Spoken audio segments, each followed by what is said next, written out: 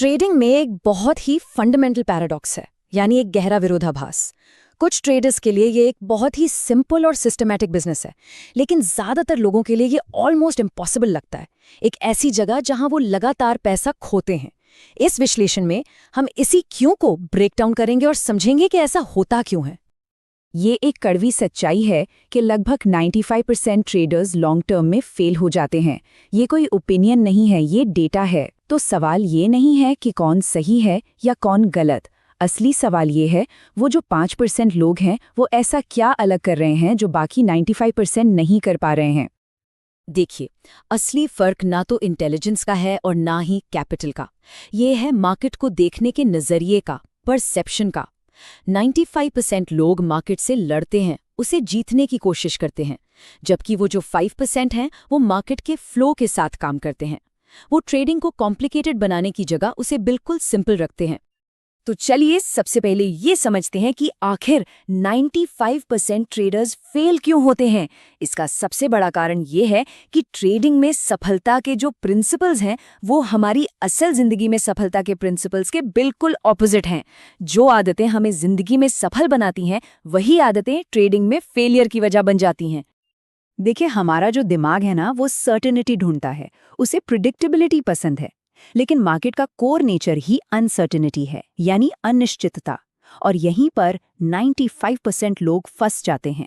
वो एक होली ग्रेल सिस्टम खोजते हैं, एक ऐसी स्ट्रैटेजी जो हर बार 100% सही हो, जबकि प्रोफेशनल ट्रेडर्स जानते हैं कि ऐसा कोई सिस्टम एग्जिस्ट ही नहीं करता। सोच कर देखिए, एक ट्रेड लिया और वो कुछ ही सेकंड्स में लॉस में जाने लगा। होता क्या है, आपका दिमाग लॉजिकल सोचना बंद करके फाइट और फ्लाइट मोड में चला जाता है। हार्ट रेट बढ़ जाती है और फिर इमोशनल डिसीजंस लिए जाते हैं, जैसे कि अपना स्टॉप लॉस हटा देना, सिर्फ इस उम्मीद में कि मार्केट शायद वापस आ जाएगा। एक दिलचस्प कहानी है डेविड की, जो एक ब्रिलियंट इंजीनियर था। उसके ट्रेडिंग चार्ट पर 47 इंडिकेटर्स लगे हुए थे। उसे लगता था कि जितना ज्यादा डेटा होगा उसे उतनी ही एज मिलेगी, लेकिन फिर भी उसने अपना पूरा अकाउंट गंवा दिया। क्यों? क्योंकि बाजार आपकी एजुकेशन को नहीं, आपके एग्जीक्यूशन को रिवॉर्ड देता है। जब एक ट्रेडर का पूरा फोकस सिर्फ दिन के प्रॉफिट एंड लॉस यानी पीएनएल पर होता है, तो वो एक इमोशनल रोलर कोस्टर पर सवार हो जाता है। प्रॉफिट देखकर एक्साइटमेंट और लॉस देखकर निराशा, जबकि फोकस होना चाहिए प्रोसेस पर। दिन के आखिर में सवाल ये होना चाहिए, क्या मैंने अपने रूल्स फॉलो किए? प्रोसेस ही वो अकेली चीज है जो एक ट्रेडर के कंट्रोल में है। आज के टाइम में इंफॉर्मेशन की तो कोई कमी ही नहीं है, लेकिन एक पॉइंट के बाद ज्यादा जानकारी क्लैरिटी नहीं बल्कि नॉइज पैदा करती है।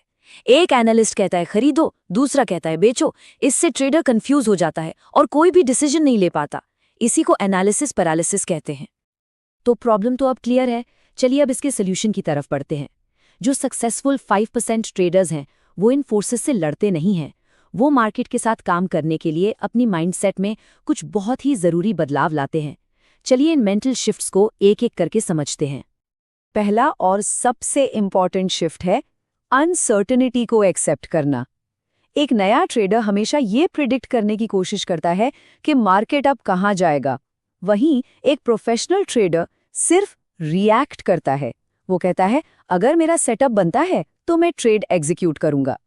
फोकस प्रिडिक्शन से हटकर प्रोबेबिलिटी पर आ जाता है। दूसरा शिफ्ट है सक्सेस को मेजर करने का तरीका बदलना। दिन के आखिर में ये नहीं पूछना कि आज कितना प्रॉफिट या लॉस हुआ। पूछना ये है, क्या मैंने डिसिप्लिन के साथ अपने रूल्स फॉलो किए? अगर जवाब हाँ है तो वो एक सक्सेसफुल ट्रेडिंग डे था, पीएनएल चाहे कुछ भी हो। डेविड की कहानी याद है? अब सारा की कहानी सुनिए, जो एक कैसीनो डीलर थी। उसकी ट्रेडिंग सिस्टम में सिर्फ 3 सिंपल रूल्स थे, कोई कॉम्प्लेक्सिटी नहीं, और वो कंसिस्टेंटली प्रॉफिटेबल थी, क्योंकि मार्केट में सिंप्लिसिटी एक ताकत है, कमजोरी नहीं। चौथा शिफ्ट है स्ट्रेटेजिक इग्नोरेंस प्रैक्टिस करना। इसका मतलब है जानबूझकर इन्फॉर्मेशन को फिल्टर करना। सब कुछ जानने की जरूरत नहीं है, सिर्फ अपना ट्रेडिंग सेटअप और उसके सिग्नल्स जानने की जरूरत है। बाकी सब कुछ नॉइज है जो कंफ्यूजन और गलत डिसीजंस की वजह बनता है। और पांचवा और बहुत इंपॉर्टेंट बदलाव है धैर्य को, यानी पेशेंस को एक स्ट्रैटेजी के रूप में डेवलप करना। 95% लोग हमेशा कुछ ना कुछ करना चाहते हैं, वो ओवर ट्रेडिंग करते हैं। लेकिन वो जो 5% हैं, वो ज़्यादातर समय इंतज़ार करते हैं। वो एक शिकारी की तरह सही मौके का वेट करते हैं और तभी एक्शन लेते हैं। ये सभी मेंटल शिफ्ट मिलकर एक फाइनल और सबसे गहरा ट्रांसफॉर्मेशन लाते हैं, जिसे हम कहते हैं आइडेंटिटी शिफ्ट। ये सिर्फ स्ट्रैटेजी बदलने के बारे में नहीं है, ये इस बारे में है कि एक ट्रेडर के तौर पर कोई खुद को कैसे देखता है। एक प्रॉफिट चेजर का मूड मार्केट के साथ ऊपर नीचे होता रहता है, लेकिन एक रूल एग्जीक्यूटर की पहचान उसके डिसिप्लिन से होती है। उसकी सफलता इस बात पर डिपेंड करती है कि उसने अपने नियमों का पालन किया या नहीं, ना कि इस पर कि बाजार ने क्या किया। ये चीज उसे साइकोलॉजिकली मजबूत बनाती है। ये ट्रेडिंग का वो सच है जो कोई डिस्कस नहीं करना चाहता। प्रोफेशनल ट्रेडिंग बोरिंग होती है। ये एक मैकेनिकल प्रोसेस है जिसे बार बार रिपीट किया जाता है। 95% लोग एक्साइटमेंट और एक्शन चाहते हैं, इसलिए वो ओवर ट्रेड करते हैं। लेकिन 5% लोग ये समझते हैं कि प्रॉफिटेबिलिटी इसी बोरिंग डिसिप्लिन्ड रेपिटेशन से आती है। तो चलिए इस पूरी यात्रा को एक बार समराइज करते हैं। एक संघर्ष करने वाली मानसिकता से एक सफल मानसिकता तक का सफर, ये सब कुछ सही बदलाव करने के बारे में है। ये 5 मेंटल शिफ्ट्स किसी भी ट्रेडर के अप्रोच और रिजल्ट्स को फंडामेंटली बदल सकते हैं।